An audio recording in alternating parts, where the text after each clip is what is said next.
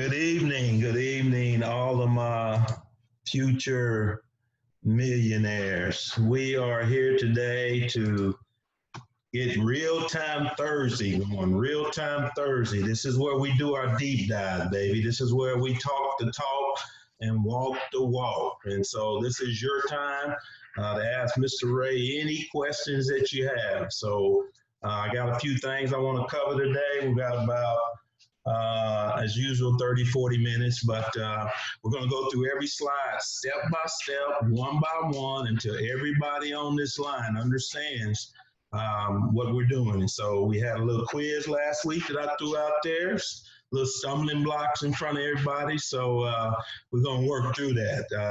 I put a little $50 bounty out there. Nobody got the bounty, so we're going to see what we talking about. I know I threw a curve in there on you, but hey, that's how you learn, right?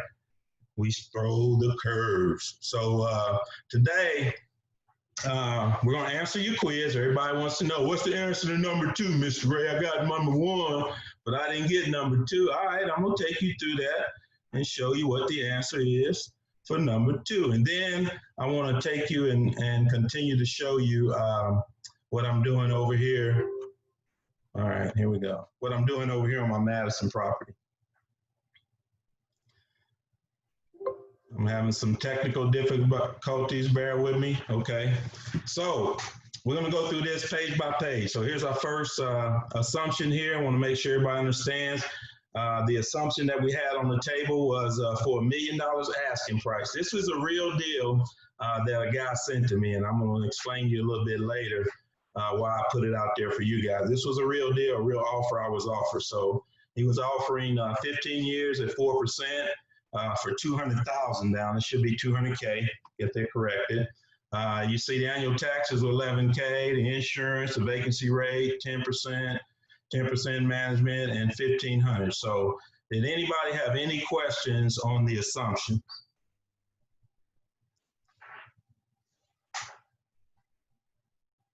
All right, so here we go.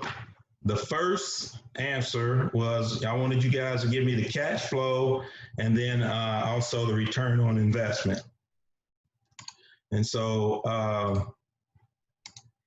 what we had was our $1 million selling price, right? And then we had 200,000 that we were putting down. So we're going to be financing $800,000. The gross rent was 11,000 per month. So this is the monthly that we're figuring here. So when you look at it, the P&I on 800,000 financed at 4% for 20 years. The P&I principal and interest is $5,917.50. There's your taxes. I broke that down monthly. You guys just divide it out and that'll get you what you need on your monthly. Your insurance, then 10% of your vacancy is 10% of the 11,000, right? So all those were 10%, and then we added in utilities for 1,500 a month. At the end of the day, you had total expenses of 12 and 12,314. So you actually have negative cash flow on this, right? But when you do the net operating income, you do show a positive, but your return on investment is 0 because you're not getting your money back on this, right? So any questions?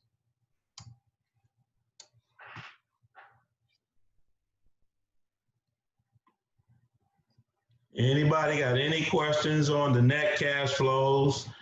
Right now, this is not a good deal, right? What he offered me right up front is not a good deal. Nobody have any questions on that? Okay. All right. Well, let's go to part 2. I know that's what everybody's waiting on. Tell us about part 2, Ray. How'd you get the answer to that, big boy? Well, part 2 said, I wanted you to assume that I needed $200 a month in net income per unit. That's what I need whenever I do single family homes. I know I can do that. So I wanted to apply that same formula to purchasing. If I wanted to purchase 20 apartments, I still want $200 a door for 20 apartments, right? And then I said, owner's going to carry it. Same thing, 5% for 20 years. So the first thing you need to do is figure out how much it is that I'm needing over and above on my net cash flow. So I said I want $200 a month per door. There were 20 doors out there, so that means that I wanted an extra net cash flow of $40,000. Now I gave you what the income projections was for the property. It was $11,000 a month. We knew what the expenses were. $4,700 a month. And so we also know what the net cash flows, right? 6,250. And so from that, if you add the net cash flows and what I wanted for extra, so right now it's already getting $6,200 a month. But if I wanted an extra 400, because I got to make sure, an extra 4,000, because I want to make sure I get $200 for every door that I have. So I add those two together. So I really need $10,250 a month for the deal to make sense to me, right? So anybody got any questions on that slide? So far, so good. All right, we're gonna keep going. So, this was an impossible solution based on the information that I gave you or the information that you may have already known. So I want to show you, I put the bogey out there for someone to solve this, right? Because I knew I put the numbers in there and I couldn't get it solved, but I knew somebody who could. So I called up my buddy. He kind of a mentor to me. His name Jesse Langston, kind of got me in the game. He's a spreadsheet junkie, so I put him to the test. And lo and behold, he came up with the solution, and I'm going to share that with you today. All right, I'm sharing my screen. So this is actually what I got from the seller. So he sent me this spreadsheet. The spreadsheet has the rent rolls on it for each property. It has the tenants. It has the unit that they're in, how long they've been there, what the monthly rent is. All that's good information. He gave me the background information on the property taxes and the insurance. He had a nice spreadsheet here. They gave me all the information that I needed to make a decision about whether or not I wanted to purchase all of these units for $1 million. All right. And then, Jesse made that. I'm gonna come back to that in a minute. So here's this profit and loss. So here's where I got my $11,000 a month for income. And as you can see, here's what was the net expenses. And so at the end of the day, based on what he told me, he was making $75,000 net income on this property based on what he did in 2019. Any questions up to this point? So that's just the information I have. So Jesse comes over here and he makes a modification to the spreadsheet. And I said, Jesse, here's what I need. I need you to give me a spreadsheet that's going to show me if I need $200 a door net profit, what should be my purchase price? So what he did a 10-year net present value analysis based on the information that this guy had over here, right? He just transferred it over here, and he took it out for 10 years. He escalated.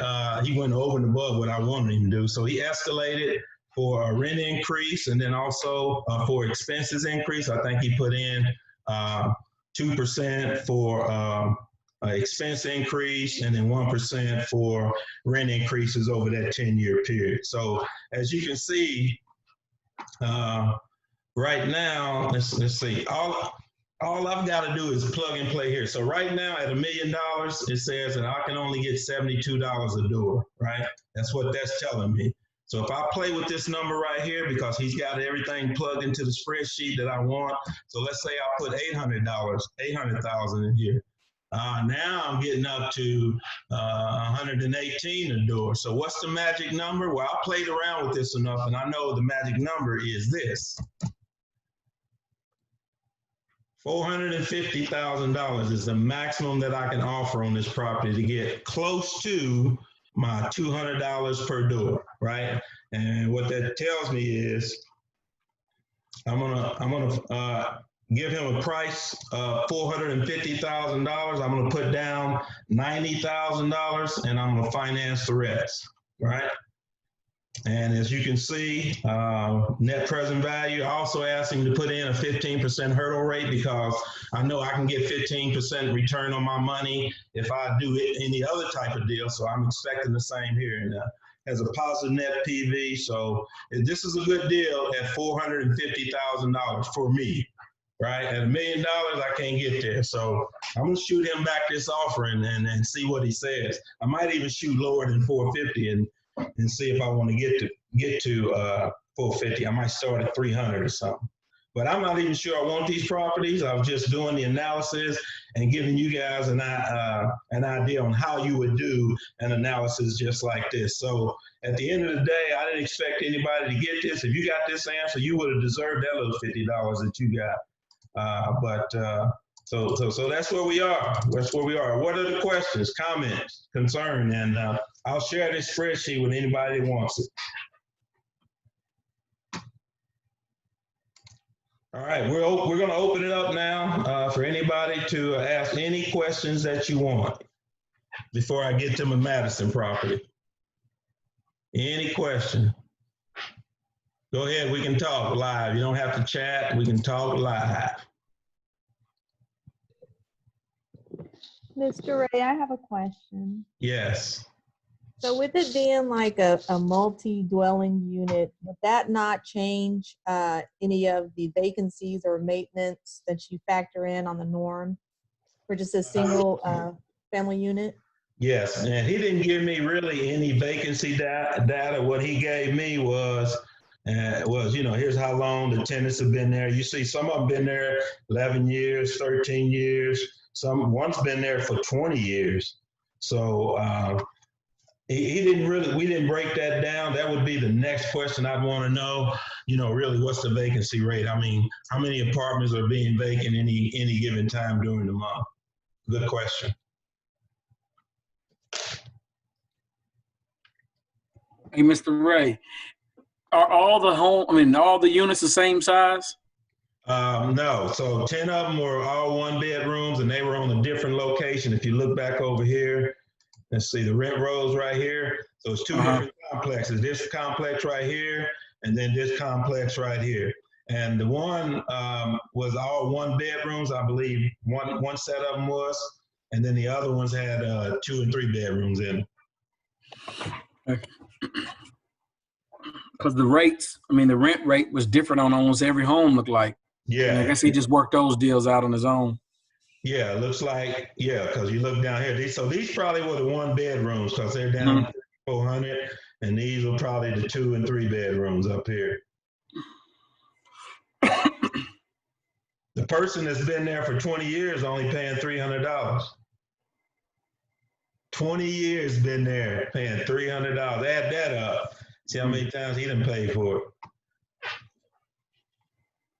He can't move, though. He probably locked in that rate. He can't find anything else for $300. The problem is, Johnny, when I come in, he ain't gonna be paying $300 no more. So with that being said, that rent rate is that adjusted in your spreadsheet as well, like to commonize? What we did, we did escalate. Remember, I said we took the rent up 2% a year, and we took expenses up 2% a year, and we put rent up 1% a year. But it never trued up the ones where like the guy paying $300, where everybody else is paying maybe $450 for the same unit. No, we haven't done that analysis. Because that will, if you change that, that'll adjust your actual asking price to get the 200. Would it adjust it up or down? Up. Yeah. Well, for my first thought, we would adjust it down because I'm getting more money, right? So maybe. Yeah. Right. But what I'm saying is, it allows you to get your return. You'll have more on your return. Yeah, I'm with you. Absolutely. Yeah, but you want to try to buy it at the current rates, and then raise it. That's just candy in your pocket. Say again, Jason. You want to buy it at the current rates. You do all your analysis on what it's making now. Right. And keep in the back of your mind that you're going to make more money.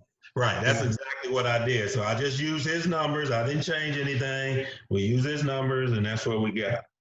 Yeah, that's good, Jason. Yeah. So this spreadsheet right here, Jesse, he whizzed one on me, Johnny. He solved the problem. And it's not pretty, you know, I'm sure somebody can take and pretty it up, but right now you can just play the numbers game with the number, right? And put your number of units down here. Let's say you want to change the number of units, change it to 10. Then you can see what your profit right there is going to be. If say, because it's always going to use my 200. So I can put however many doors I want in here and it'll adjust. So it could be 40 doors. So that means I need an extra 96 profit, right?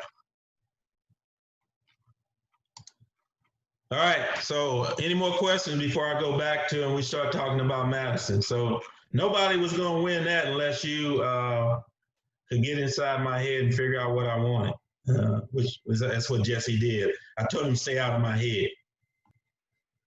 So let's go back.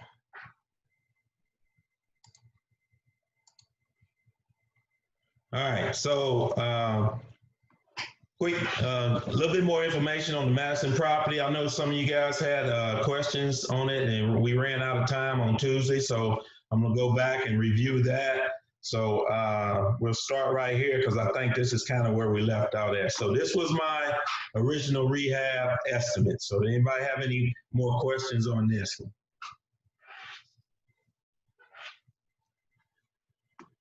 So I'm saying 15 or 20 is kind of what I'm thinking it's going to cost me on this. So let's go look at my progress that I've made after 1 week. Let's see what progress I made after 1 week. And you would have known that it wouldn't come up right there. Hold on.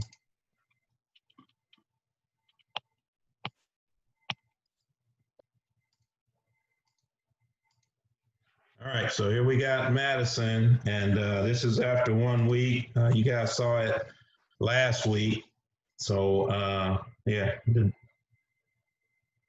see. So on the siding, I am going to be changing some of this siding. It's rotted out because there's some water damage there. I'll be replacing that. These 2 posts will be replaced. All the windows are going to be replaced. I'm going to sand and refinish these floors. Johnny, you was talking about you did that on one of yours. I'm going to go ahead and do that because that sand that will bring these floors right back, put a little stain on them. As you can see, we're starting to take out some of the drywall already. Again, now we done tore it out now. Now we're down to the subfloor. You can see everything's exposed, electrical, plumbing. We're gonna redo all that work in there. We had some water down in there, so we had some leaks, so it's probably good that I went ahead and took it down to the floor. So, and we got some ceiling hanging up there. We're gonna replace all that. So got a little bit of work to do in there. And then as we go into the bathroom, you see we gutted it too. So we taking it down to the subfloor, rebuilding it, right? Took the tub out, gonna go back in with some good 3/4 on the floor and make it real sturdy so we don't have no problem. Be replacing this. This is hot water tank. We'll be replacing that door. Again, where the plaster had been getting wet, we've tore that out. Again, all the windows are gonna be replaced. We're going to go back with ceiling fans. It's going to be really nice when we get done again in here. A lot of plaster work has already been done. This is 1 week worth of work. They've already done a lot of tear out. And you can see they keep it clean too. I like the way they work. You know, not a lot of stuff. At the end of the day, I tell them I want this project clean every day. If I come here in the evening, when I inspect, I want to be able to walk through here without tripping over stuff. So that's a requirement that I always tell all the guys that are working for me. So You can't run a dirty shop around me. I mean, we just saying that. Oh, I'm gonna stop that right there. Show you. See that right there. I'm gonna have to redo that. Let's see here, right there. See that? That was where the furnace was. The old, it was this house is so old, it had the floor furnace. So you took the floor furnace out and we just plywood over it because we had carpet over it. But what I'm gonna do is, I've already found these strips, Johnny. These are 2 1/4 hardwood flooring at the Home Depot, baby. And then we're gonna redo that, and that's gonna be real nice. You're not even gonna know that there was a hole there. So that's week 1, baby. It's still looking kind of rough. They opened her up. I know she feeling the pain right now, but I told her I'm gonna fix you up. I'm gonna put some new clothes on you. I'm gonna put some lipstick on you. You're gonna look good when this is all said and done. So there we are. We got any questions?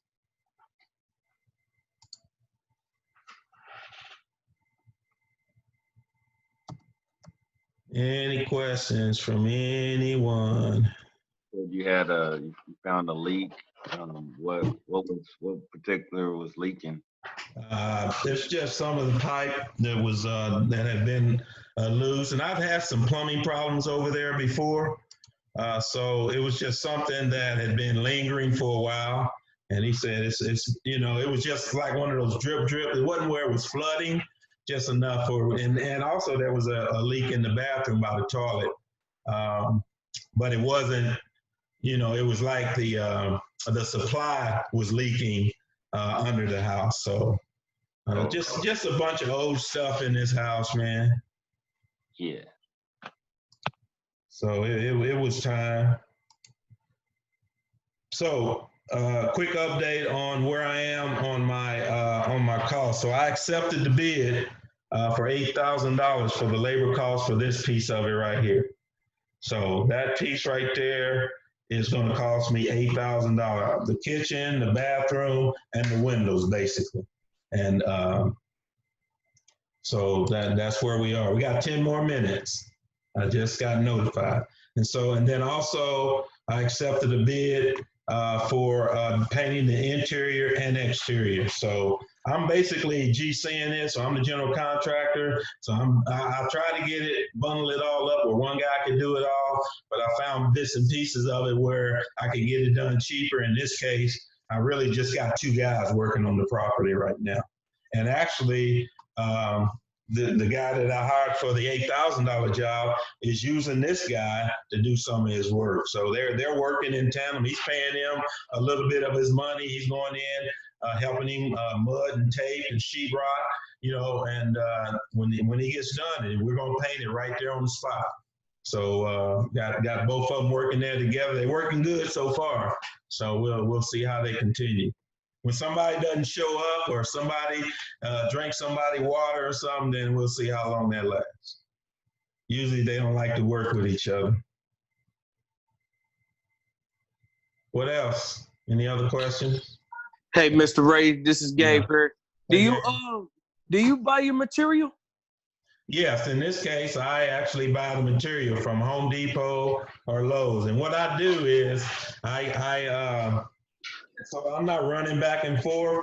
There's a trust factor here. So I give Ken my my Home Depot card, and he just charging. I see everything online. I got all of this. I got you.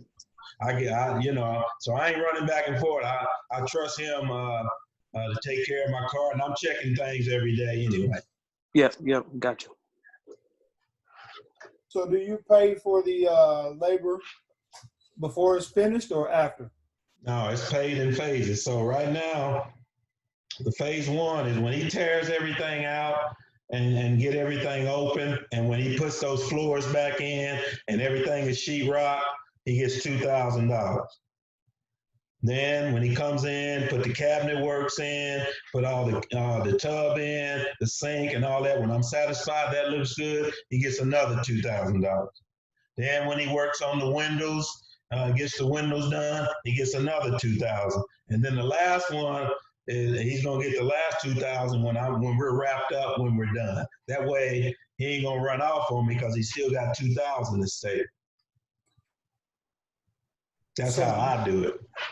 So do you give them some type of time period to have it done too? And then if Oh they're yeah, not done by then- we already got the scope. I need to show you guys that. We got the scope of work. We got the phases. Yeah, we it's on the spreadsheet. So remind me next time to show you my spreadsheet that we put together. We both signed off on it. Here, I gave him basically 4 weeks to get this job done. So I got 4 weeks to get this thing up and running. We're 2 weeks into it. I just showed you week 1, but I'm already 2 weeks in. I got another video that I got to take and show you where we are after that. So do you have a penalty or anything if you go over the 4 weeks?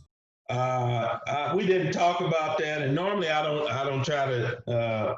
I try not to put that in there because I'm watching the progress, so I know as long as he's working hard and he's over there every day. If he goes over, that's a problem. That's not a problem with me. Now, if he's missing days and he's not there, yeah, we're gonna have a problem. Solid. Okay.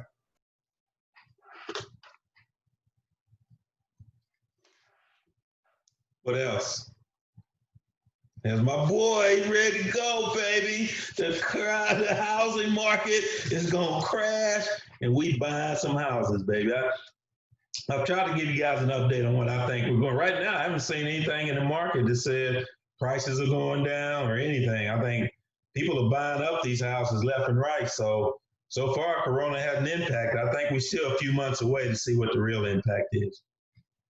Anyway, we're getting close to the end. Any more questions before we log out? Is this good? And continue to deep dive to get all your questions answered?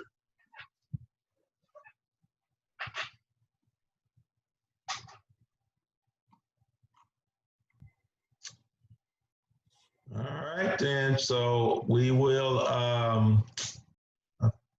So next time I won't give us as hard a question. I'll ease up on you guys a little bit on the quiz. So I'm gonna give you one that I'm gonna expect everybody to get right. Okay, it's gonna be so easy. If you miss this, that means you ain't been paying attention at all, right? So I'm expecting everybody to get this next quiz right. And also I'm expecting to get an update on how everybody's done on the book. What you think about the book? Give me some of your insights. What you think about Brandon's book on real estate. I thought it's an outstanding book. I learned a lot from that book, so I'm hoping you guys did also. So with that being said, everybody have a great day. You guys take care. Let's go out there and make them millions, baby. Talk at you later.